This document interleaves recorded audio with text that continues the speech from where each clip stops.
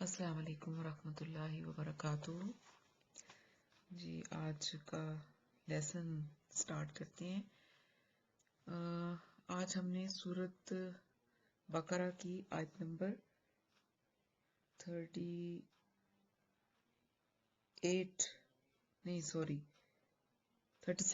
से पढ़ना है। सूरतुल बकरा आयत नंबर 37। आप लोग अपना कुरान पाक खोलें और जो ट्रांसलेशन है इसको लिखना स्टार्ट करें। औज़ु बिल्लाहि मिनश शैतानिर रजीम, बिस्मिल्लाहिर रहमानिर रहीम। रब्बि इश्रह ली सदरी व यस्सिर ली अमरी वहलुल उक़दतम मिन लिसानी यफ़क़हू क़ौली। जी लिखिए। फतलक्का, फ फिर, तलक्का हासिल कर लिए, फतलक्का फिर हासिल कर लिए, आदम अलैहिस्सलाम ने, मिन से, रब्बिही रब ही अपने रब, मिन रब्बिही अपने रब से, कलिमातिन कुछ कलमे, कुछ कहाँ से आया? तनवीन की वजह से आपको मैंने बताया था कि इस तरह की एडिशंस कर सकते हैं, कुछ, चंद, कोई, एक, इस तरह करके। कलिमातिन कुछ कलमे,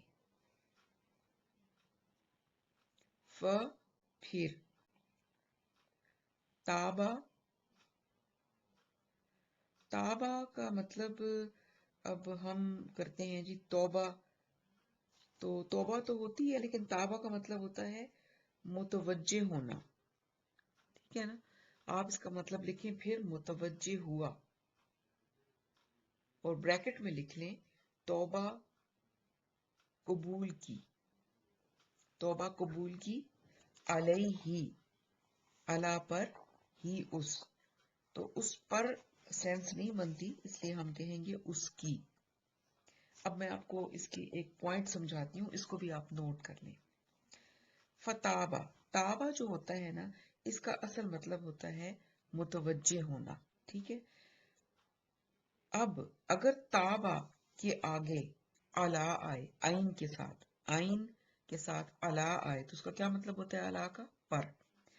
अगर ताबा के बाद अला आए तो इसका मतलब होगा कि अल्लाह ताला ने तौबा कबूल कर ली, या हम कहेंगे अल्लाह ताला अपनी रहमत के साथ बंदे की तरफ मुतवज्जे हुआ। ठीक हो गया? और अगर ताबा के बाद इला आए, अलिफ के साथ इला, जिसका मतलब मैंने आपको तरफ या तक लिखवाया था, तो फिर इसका मतलब होगा कि बंदे ने अल्लाह की हुजूर तौबा की, या बंदा अल्लाह की तरफ मुतवज्जे हुआ। ठीक है ना? तो अब ये ताबा का मीनिंग जो है वो तो एक ही रहेगा, लेकिन अगर तो उसके आगे अला आएगा ऐन वाला, तो इसका मतलब होगा कि अल्लाह ने तौबा कबूल की, और अगर ताबा के आगे इला आएगा अलिफ वाला, तो फिर मतलब हम करेंगे कि बंदे ने तौबा की। ठीक है ना? फर्क है ना, अल्लाह ने तौबा कबूल की और एक बंदे ने अल्लाह की हुजूर तौबा की। तो अब यहां पर आ रहा है फताबा, फिर तौबा की, आगे अला आ गया, तो इसका मतलब होगा कि फिर तौबा कबूल की अल्लाह ने, अलैहि उसकी, यानी आदम अलैहिस्सलाम की। आई होप कि आपको समझ आ गया होगा ये पॉइंट। अगर फिर भी कोई मुश्किल है तो जरूर पूछ लीजिएगा। इन्नहु, इन्ना बेशक, हु वो, हुआ वही। अब देखिए, हु का मतलब भी वो है और हुआ का मतलब भी वो है, तो दोनों इकट्ठे आए हैं, इसलिए इस यहाँ पर जब इकट्ठे आ जाते हैं तो फिर हम हुआ का मतलब वो ही करते हैं। ये बहुत ज्यादा फोर्स के लिए आता है, यानी पॉइंट आउट करने के लिए कि भाई सिर्फ वही ये काम कर सकता है। ठीक है ना? हुआ वही। अत्तवाबु, توبہ قبول کرنے والا ہے، الرحیم رحم کرنے والا ہے۔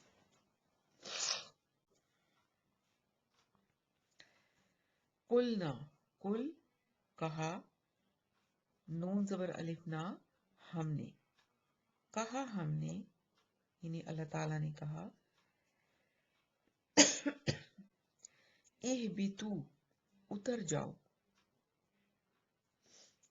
یہ پھر ایک دفعہ میں آپ کی یاد دہانی کے لیے ریپیٹ کر دیتی ہوں کہ جس الف کے اوپر کوئی حرکت نہیں ہوتی، جیسے یہاں پر یہ الف ہے، اس کے اوپر کوئی حرکت نہیں ہے، تو جب ہم تلاوت کریں گے تو ہم سیدھا سیدھا پڑھیں گے کل نحبتو، نون زبر کو ہم ہے سے ملا دیں گے اور اس الف کو بیچ میں سے اومٹ کر دیں گے، پڑھیں گے کوئی نہیں، سائلنٹ رہے گی یہ۔ اس الف کو کہتے ہوتے ہیں حمزۃ الوصل۔ تو جب ہم یہ علیحدہ علیحدہ لفظ کر کے پڑھتے ہیں، جیسے اب ہم نے اس کو میننگ یاد کرنا ہے اور آپ نے سبق سنانا ہے، تو اس صورت میں ہم اس الف کو، جس کو حمزۃ الوصل کہتے ہیں، اس کو کوئی حرکت ہمیں دینی پڑے گی۔ ظاہر ہے کچھ پڑھنے کے لیے الف کے اوپر کوئی حرکت دیں گے تو پڑھیں گے نا۔ تو اس کا ایک رول ہے کہ لفظ کے جو بھی لفظ ہے اس کے تھرڈ لیٹر پر دیکھیں کیا حرکت ہے۔ اگر تو تھرڈ لیٹر کے اوپر پیش ہے تو پھر ہم اس الف کو پیش دے دیں گے، اور اگر تھرڈ لیٹر کے اوپر پیش نہیں ہے تو پھر ہم اس الف کو زیر دیں گے، ٹھیک ہے۔ تو اب یہاں پر دیکھیں تھرڈ لیٹر با بن رہا ہے اور با کے نیچے زیر ہے، اس کا مطلب ہے کہ ہم الف کو زیر دیں گے، تو ہم کہیں گے اہبتو۔ تو اگر آپ اس کو کچھ اور بناؤ گے اہبتو یا اہبتو کر کے، اکثر میں نے آپ کا لیسن سنا ہے آپ لوگ اپنی مرضی سے حرکت ڈال دیتے ہیں اس کے اوپر، تو وہ پھر اس کا میننگ میں فرق پڑ جاتا ہے اور غلط ہو جاتا ہے۔ تو اگر اول تو آپ کوشش کریں کہ آپ کو ایسا کرنا ہی نہ پڑے، آپ پچھلے لفظ سے ملا کے ہی پڑھ لیں، لیکن کچھ جگہیں ایسی ہوتی ہیں جہاں پر ہمیں دینی پڑتی ہے حرکت، جب ہم لیسن کو سنا رہے ہوتے ہیں یا یاد کر رہے ہوتے ہیں، تو پھر اس کا طریقہ یہ ہے، اہبتو اتر جاؤ، من ہا من سے، ہا اس سے یعنی اس جنت میں سے، جمیعاً سب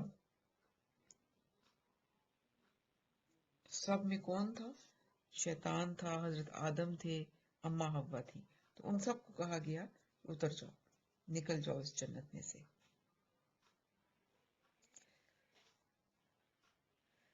فَإِمَّا پس، اما جب، فا کا مطلب پس بھی ہے، پھر بھی ہے، تو بھی ہے، جو بھی آپ اس میں مناسب لگیں وہ لگا سکتے ہیں۔ فَإِمَّا پھر جب، یَأْتِیَنَّکُمْ یَأْتِیَنَّ پہنچے، کم تمہارے پاس، پہنچے تمہارے پاس یا آئے تمہارے پاس، منی یہ دو لفظ ہیں، من اور یہ چھوٹی یہ جس کو یا متکلم کہتے ہیں، جس کا مطلب ہوتا ہے میں، من کا مطلب ہوتا ہے سے اور یا کا مطلب میں، تو منی کا مطلب کیا ہوگا؟ میری طرف سے، میری طرف سے، ہدن کوئی ہدایت، کوئی کہاں سے آ گیا؟ تنوین، تنوین کی وجہ سے ہم نے کوئی لگایا، کوئی ہدایت، فمن تو، من جو، تابعہ چلا یا پیروی کی،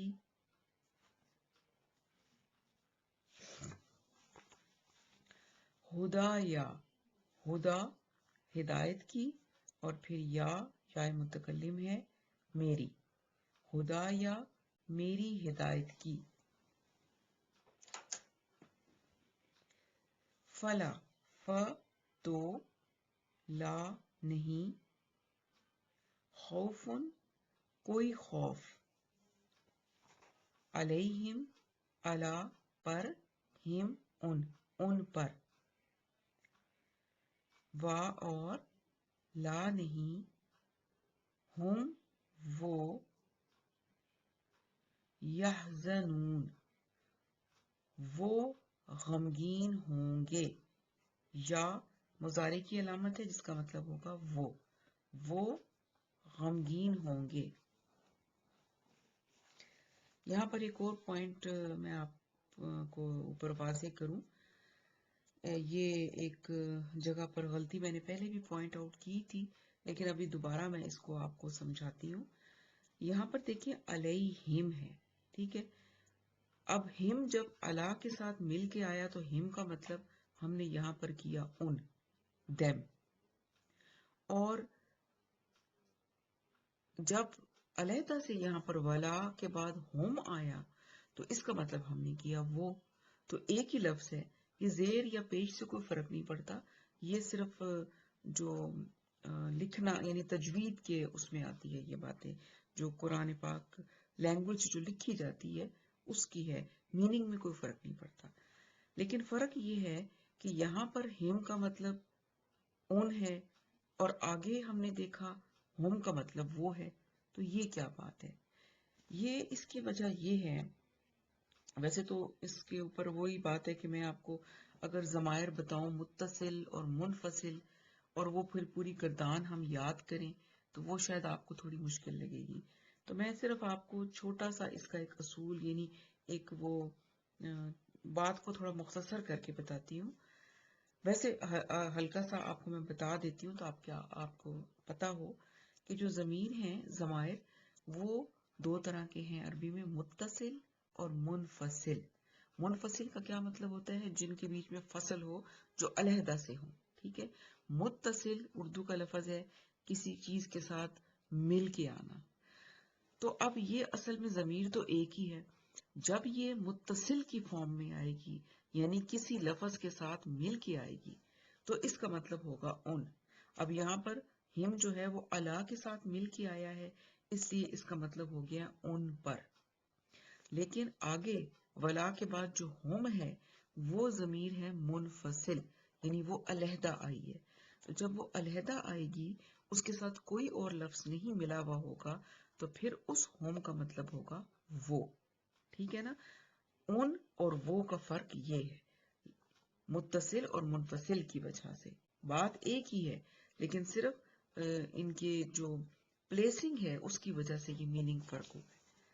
तो ये भी थोड़ा सा आज ये दोनों पॉइंट्स जो मैंने आपको समझाए हैं, इनको जो भी पॉइंट मैं आपको इस तरह का बताती हूँ आप अपनी एक नोटबुक बनाएं और उसमें इनको लिख लिया करें ताकि ये आपको याद हो जाए अच्छी तरीके के साथ। फिर बार बार जब ये चीजें रिपीट होंगी तो आपको बड़ी अच्छी तरह इसकी समझ आ जाएगी।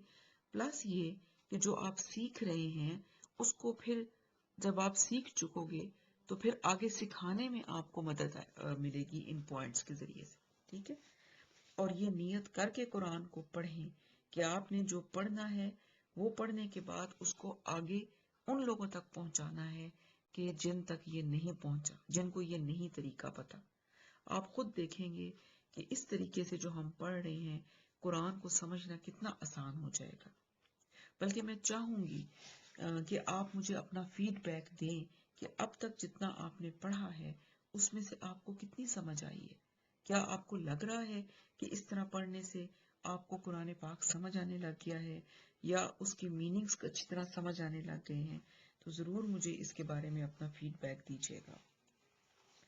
और ये मेरी समझे कि आपका मुझ पर एहसान होगा कि अगर आप इस बात की नियत कर लें कि जो आपने ये पढ़ना है कुरान, इसको फिर इसी तरह आपने आगे पढ़ाना है और आपने सदका जारिया बनना है मेरे लिए भी, और इसी तरीके से ये जो सिलसिला एक शुरू हुआ है इसको चलते रहना चाहिए। तो इसको इसलिए मैं आपसे कह रही हूँ कि आप इन पॉइंट्स को नोट करें क्योंकि ये फिर आगे आपको पढ़ाने में हेल्प देंगे।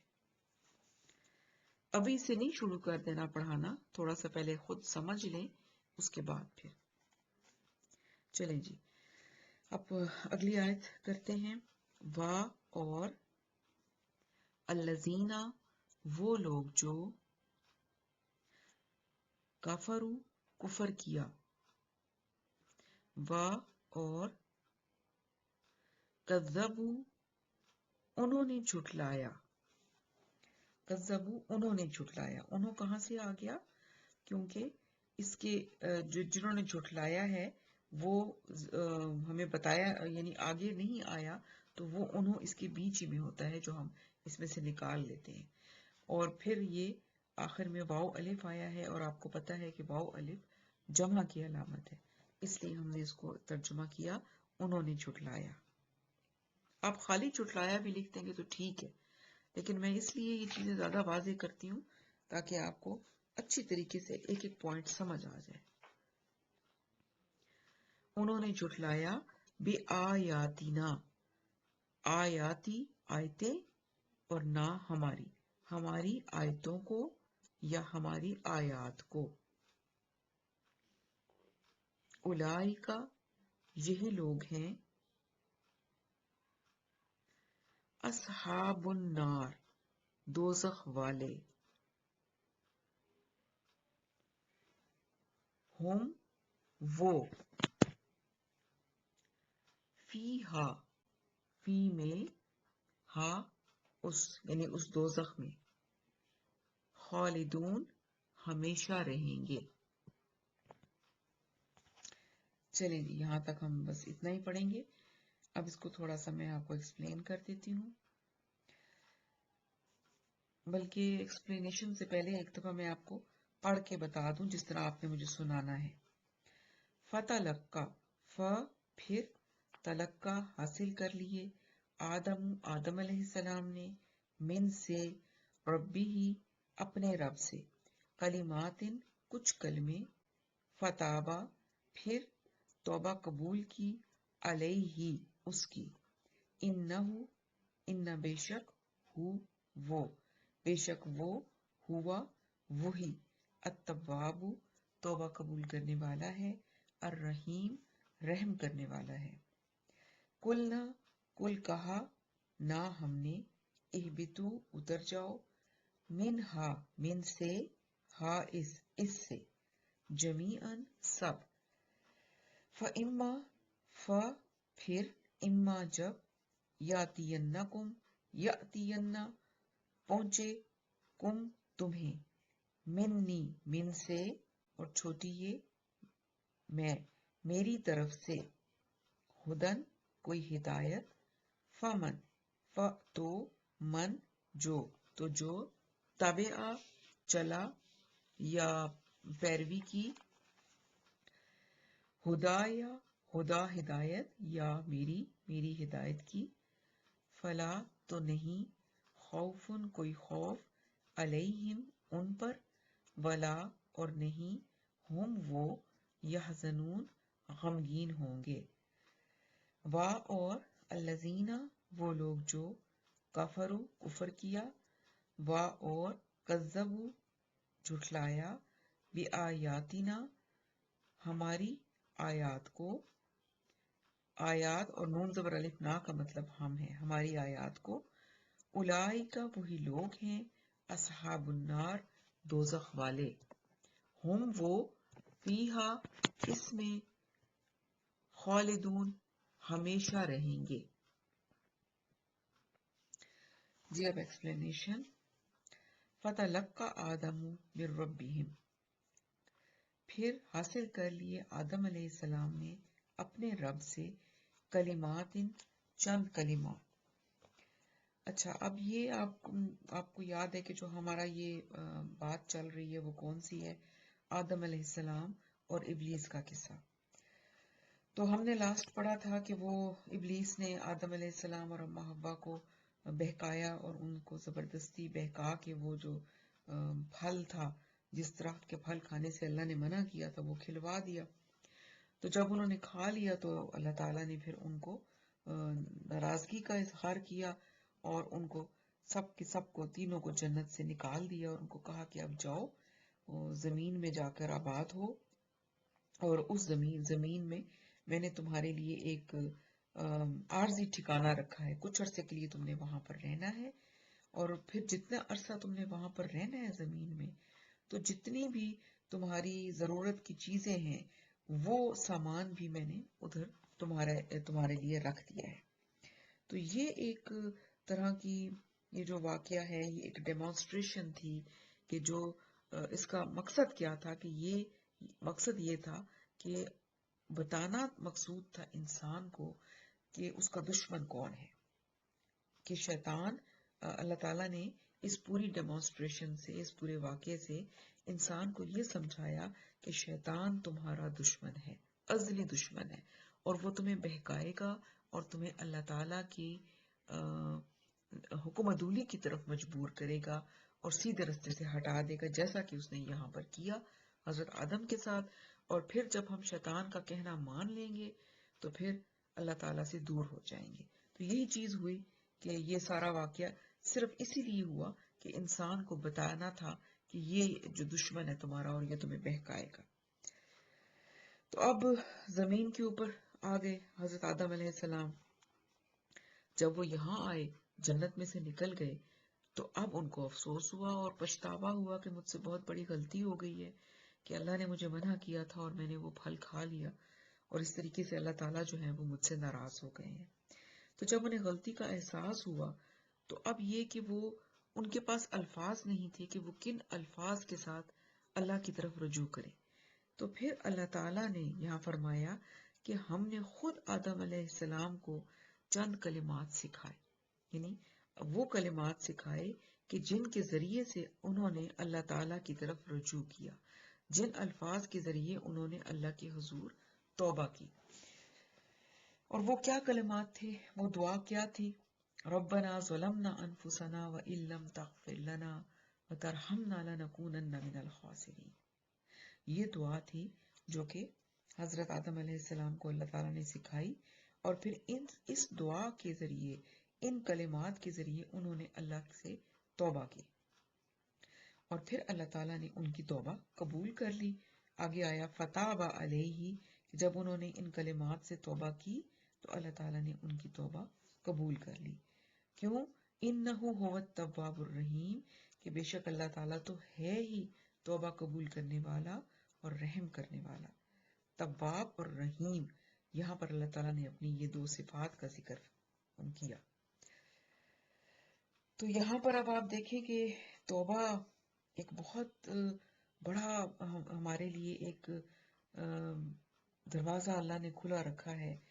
ایک حدیث مجھے یاد آئی کہ اس کا مفہوم ہے کہ آپ صلی اللہ علیہ وسلم نے فرمایا کہ آدم کی تمام اولاد خطا کار ہے، اور ان خطا کاروں میں بہتر وہ ہے جو توبہ کر لیں. توبہ کے معنی ہے پلٹنا.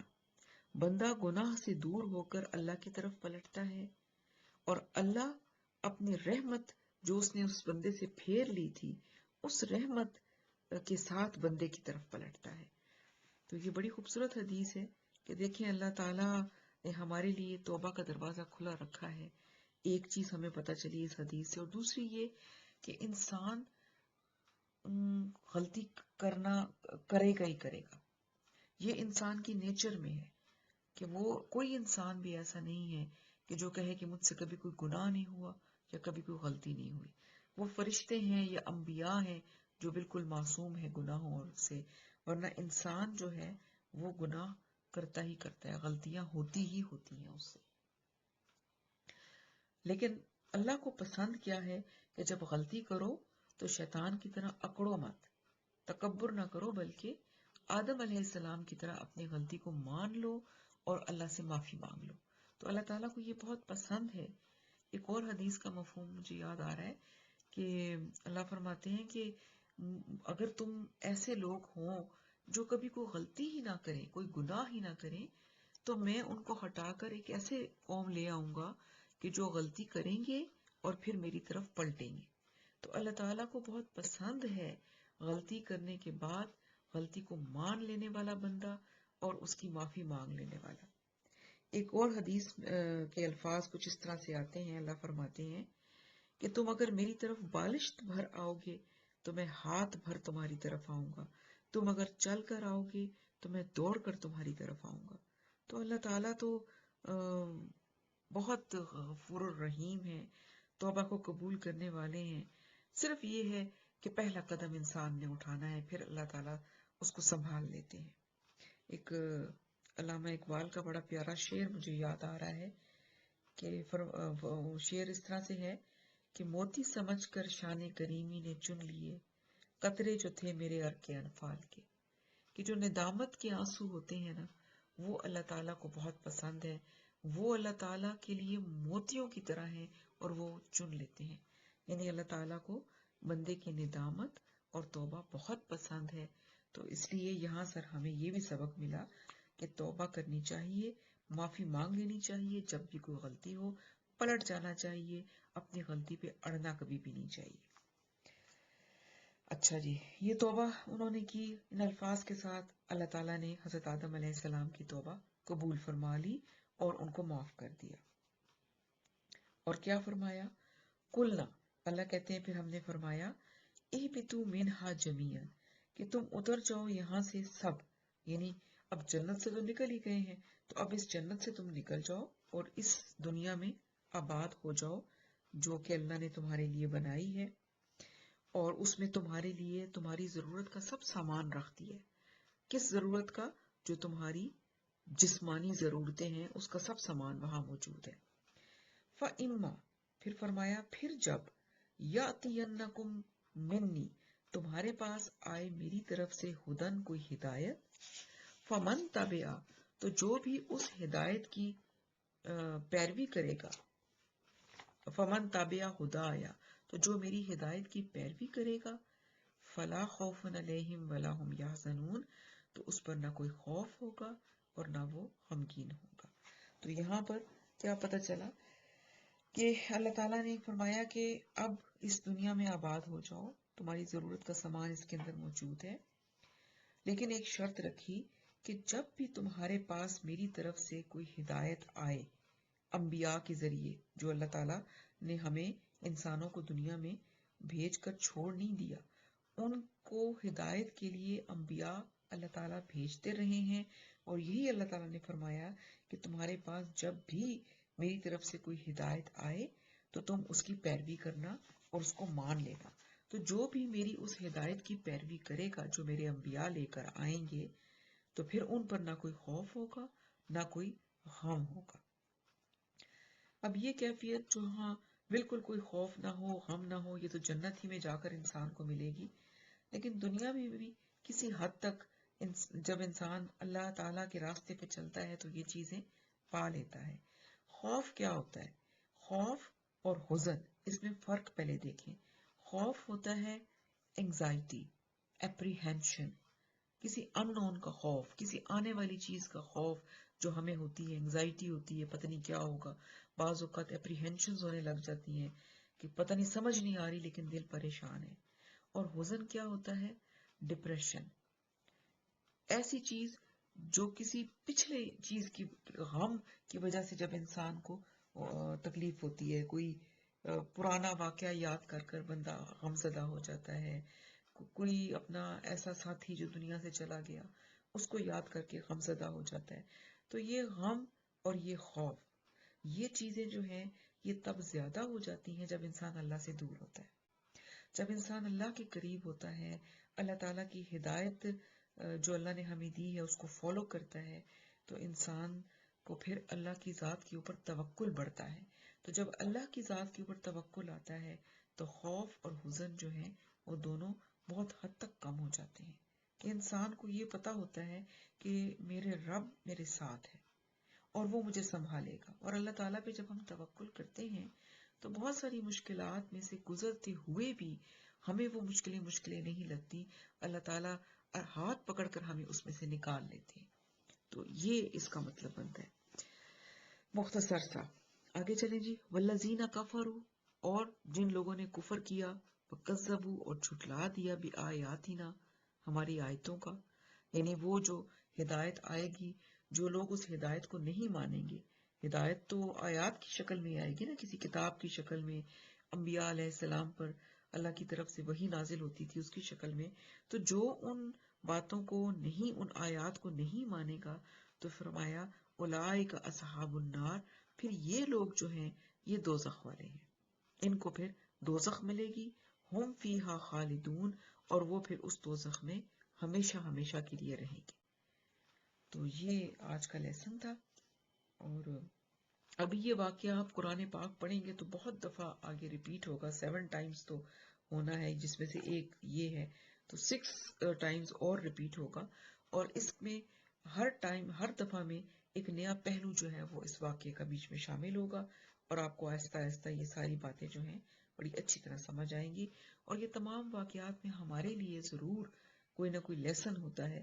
تو آپ فوکس ان لیسنز پہ کیا کریں کہ ہم نے قرآن کو پڑھنا ہے ایک آئینہ سمجھ کر، کہ اس آئینے میں ہم نے اپنی شکل دیکھنی ہے، اپنے آپ کو دیکھنا ہے کہ میں کہاں کھڑا ہوں، کہ یہ جو بھی کوئی باتیں جو قرآن پوائنٹ آؤٹ کر رہا ہے، یہ خامیاں، یہ خرابیاں، یہ گناہ، یہ مجھ میں تو نہیں ہے، اور اگر میرے میں ہیں تو میں نے قرآن کی روشنی میں ان کی اصلاح کرنی ہے۔ تو اللہ تعالی ہمیں عمل کی توفیق دے، اپنی اصلاح کی توفیق دے، اور ہمیں سیدھے رستے پہ استقامت دے۔ سبحانک اللہم و بحمدک، نشہد ان لا الہ الا انت، نستغفرک و نتوب الیک۔ السلام علیکم ورحمۃ اللہ وبرکاتہ۔ پھر آپ سے یہی کہوں گی، اگر کوئی بات سمجھ میں نہ آئے تو ضرور پوچھ لیا کریں، ایسا نہ ہو کہ بات سمجھ میں نہ آئے اور آپ اس بات کو غلط سمجھ جائیں اور آگے پھر غلط اس کو آگے بیان کر دیں، تو وہ پھر بہت گڑبڑ ہو جائے گی۔ اس لیے جو بھی بات آپ کو لگے سمجھ میں نہیں آ رہی تو اس کو آپ پوچھ سکتے۔